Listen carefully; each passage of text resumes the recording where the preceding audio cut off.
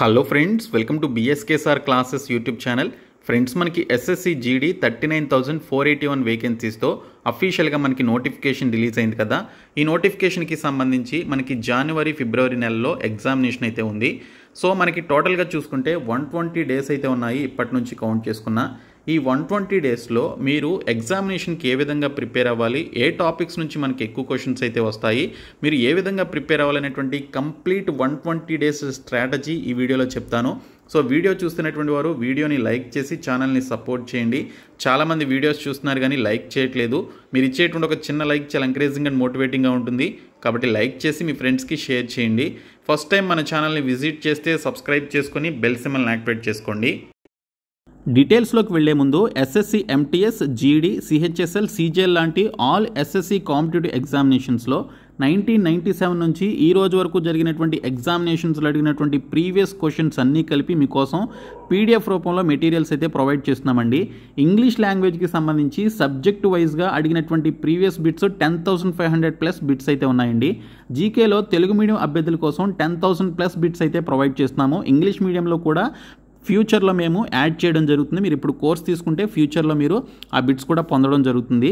దీనితో పాటు SSC MTS and జీడీకి సంబంధించి 2023 అండ్ 2024లో అడిగినటువంటి 100 ప్రీవియస్ పేపర్స్ యొక్క పీడిఎఫ్స్ కూడా మీకు ఫ్రీగా ప్రొవైడ్ చేయడం జరుగుతుంది. మీరు ఈ కోర్స్ తీసుకున్నట్లయితే ఈ పీడిఎఫ్ పేపర్స్ని మీరు ఫ్రీగా పొందవచ్చు. సో 99 రూపీస్కే మీకోసం ప్రొవైడ్ చేస్తున్నాము. సో డిస్క్రిప్షన్లో నేను మీకు యాప్ లింక్ అయితే ప్రొవైడ్ చేస్తాను. ఆ లింక్పై క్లిక్ చేసి ఇప్పుడే ఈ కోర్స్ని తీసుకోండి. ఫ్రెండ్స్, మనకి ఎస్ఎస్సి జీడీ కానిస్టేబుల్ రిక్రూట్మెంట్ వచ్చేసి మనకి 3 స్టేజెస్లో ఉంటుందండి. ఫస్ట్ వన్ వచ్చేసి మనకి ఎగ్జామినేషన్ ఉంటుంది, సింగిల్ ఎగ్జామినేషన్ అనమాట. సో టోటల్ 160 మార్క్స్ ఉంటుంది, 80 క్వశ్చన్స్ అయితే ఇస్తారు.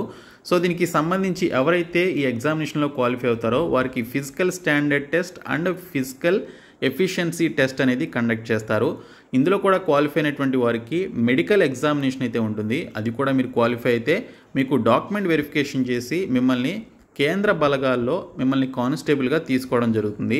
సో ఈ ఎగ్జామినేషన్కి సంబంధించినటువంటి సిలబస్ చూసుకున్నట్లయితే మనకి జనరల్ ఇంటెలిజెన్స్ అండ్ రీజనింగ్ నుంచి 20 క్వశ్చన్స్, అలాగే general knowledge and general awareness నుంచి 20 క్వశ్చన్స్, ఎలిమెంటరీ మ్యాథమెటిక్స్ నుంచి 20 క్వశ్చన్స్, ఇంగ్లీష్ లాంగ్వేజ్ నుంచి మనకి 20 క్వశ్చన్స్ అయితే వస్తాయి.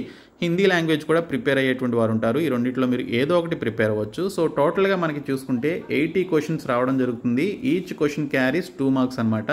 అంటే మనకి 160 మార్క్స్కి సంబంధించి మనకి ఎగ్జామినేషన్ అయితే ఉంటుంది. ఇందులో ఎవరైతే మంచి మార్కులు తెచ్చుకుంటారో వారికి ఈ physical efficiency test and medical టెస్ట్లో క్వాలిఫై అయినట్లయితే మీకు జాబ్ అయితే రావడం జరుగుతుంది. ఈ రెండు కూడా క్వాలిఫైయింగ్ నేచర్లో ఉంటాయి. ఎగ్జామినేషన్లో వచ్చినటువంటి మార్కుల ఆధారంగానే మీకు జాబ్ అయితే ఇవ్వడం జరుగుతుంది.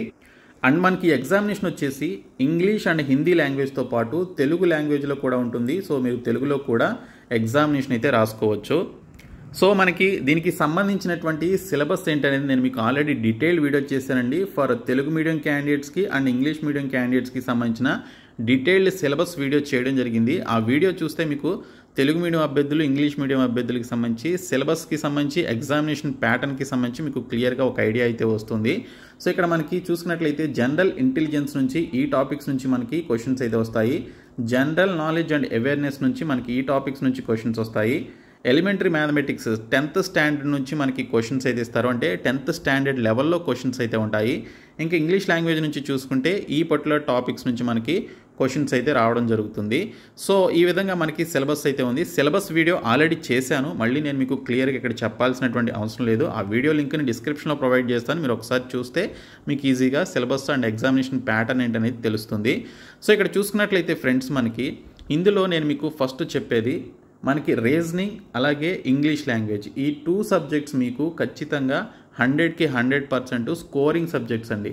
ఓకే, సో మీరు మంచిగా స్కోరింగ్ చేసుకోవాలి అనుకుంటే మీరు ఈ 2 టాపిక్స్కి మీరు ఎక్కువగా టైం అనేది కేటాయించాలి. ఈ 120 డేస్ ఆఫ్ టైంలో డైలీ మీరు ఒక 10 అవర్స్ ప్రిపేర్ అవుతున్నారనుకుంటే ఖచ్చితంగా మీరు ఈ 2 సబ్జెక్ట్స్కి సంబంధించి ఒక 6 అవర్స్ టైం అయితే స్పెండ్ చేయండి. మిగిలినటువంటి 4 అవర్స్ మిగిలినటువంటి టాపిక్స్కి ఇవ్వండి. ఎందుకు నేను ఒక 1 అవర్ ఎక్కువ ఈ టాపిక్స్కి ఎందుకు పెట్టాను అంటే ఈ రెండు కూడా మనకి స్కోరింగ్ సబ్జెక్ట్స్.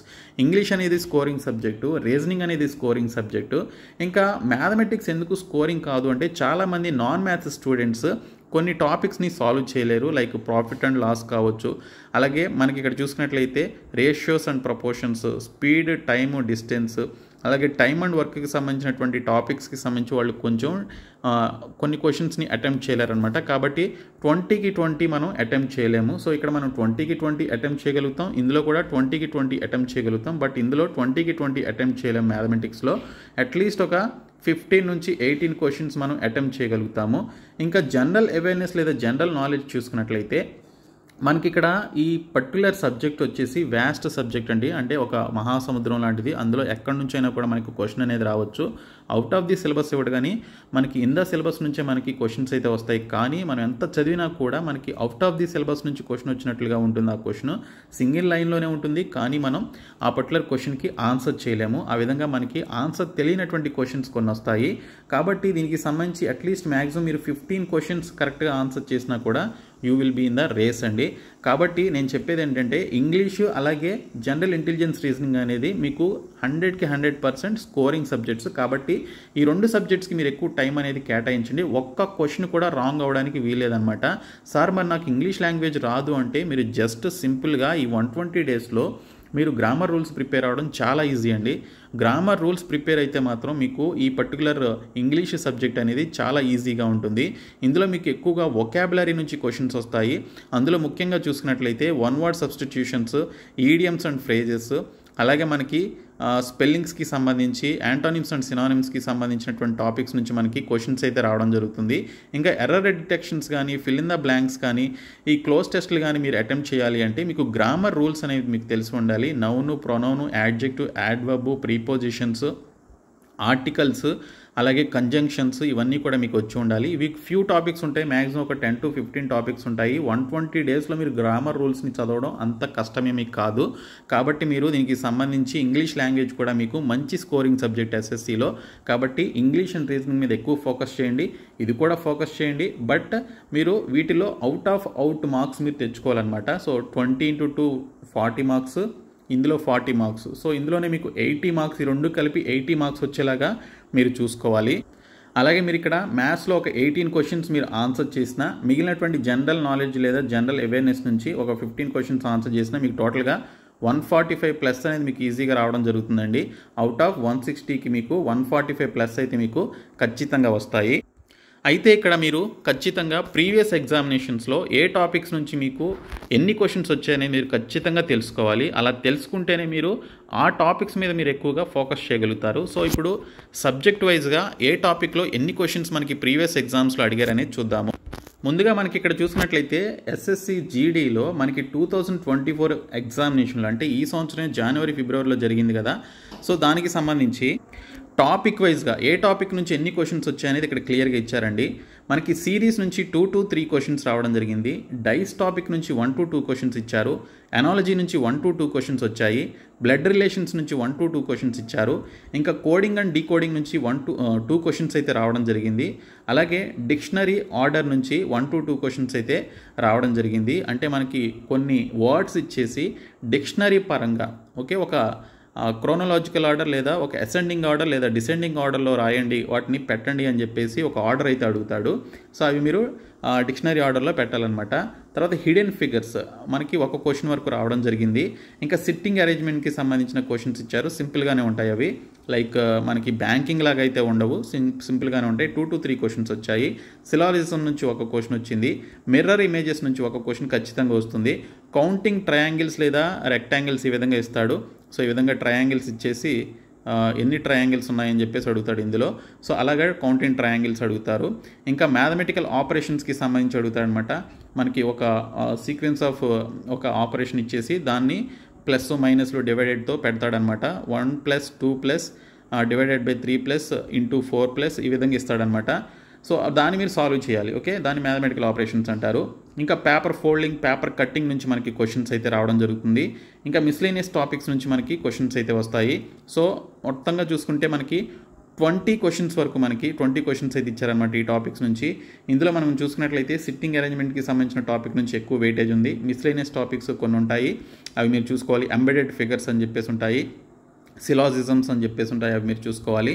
ఇంకా ఎనాలజీ నుంచి ఈ టాపిక్స్ నుంచి మనకి 1 to 2 క్వశ్చన్స్ రావడం జరిగింది. సో ఇవి ఈజీ అనమాట. సో మనకి టాపిక్ వైజ్గా ఏ టాపిక్ నుంచి ఎన్ని క్వశ్చన్స్ వచ్చాయనేది మీరు ఇక్కడైతే చూసుకోవచ్చు. Number series, letter series, odd one out, ఈ విధంగా మనకి క్వశ్చన్స్ అయితే రావడం జరుగుతుంది. ఓకే, సో ఇది మనకి పర్టికులర్ రీజనింగ్కి సంబంధించిన టాపిక్ వైజ్ అడిగినటువంటి క్వశ్చన్స్. తర్వాత జనరల్ నాలెడ్జ్కి సంబంధించి చూసుకుంటే జనరల్ నాలెడ్జ్ లేదా జనరల్ అవేర్నెస్కి సంబంధించి హిస్టరీ నుంచి, ఇండియన్ హిస్టరీ నుంచి 4 to 5 క్వశ్చన్స్ అయితే అడగడం జరిగిందండి. ఇందులో మనకి ముఖ్యంగా మోడర్న్ ఇండియన్ హిస్టరీ నుంచి ఎక్కువ క్వశ్చన్స్ అయితే వస్తాయి.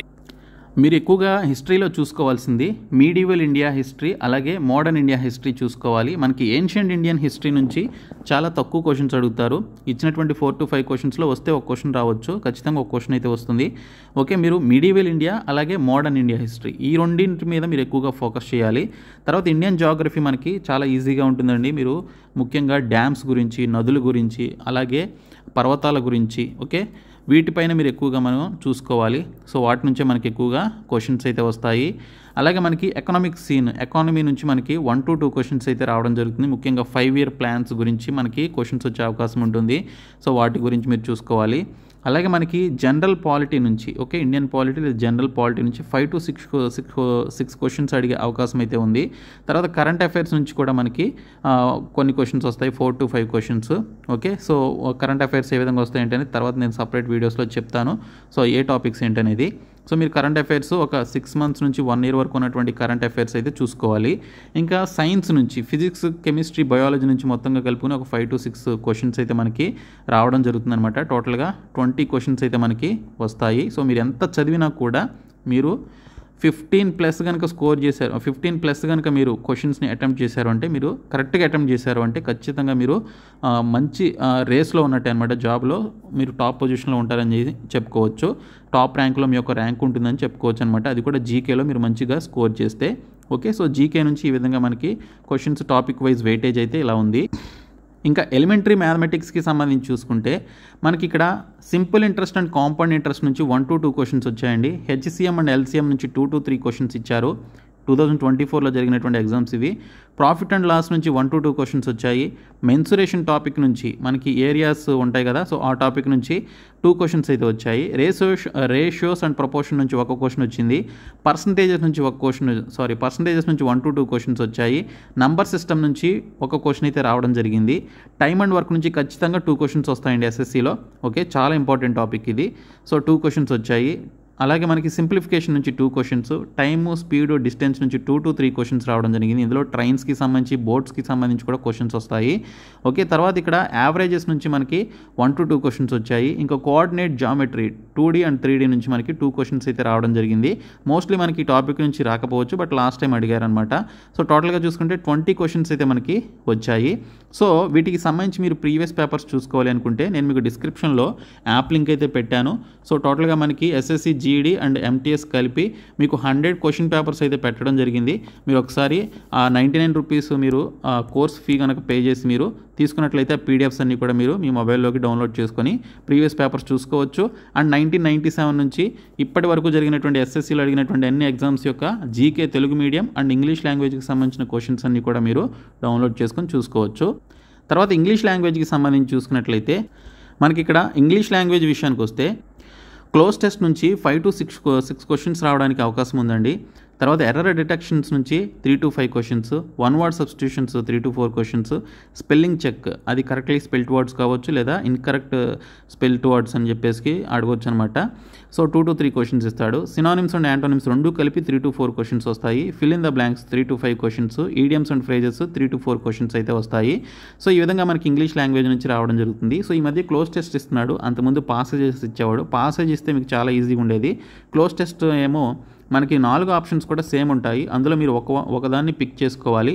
అలా పిక్ చేయాలి అంటే మీకు ఆ 4 ఆప్షన్స్కి సంబంధించిన మీనింగ్స్ తెలిసి ఉండాలి. ఓకే, ఈ 4 ఆప్షన్స్ కూడా మనకి మీనింగ్ తెలిసే విధంగా ఇవ్వడు, మీనింగ్ తెలియని విధంగా ఇస్తాడు. బట్ 4 ఆప్షన్స్ యొక్క మీనింగ్ కొంచెం సేమ్ ఒకేలా ఉంటుంది. దాన్ని క్లోజ్ టెస్ట్ అంటాము.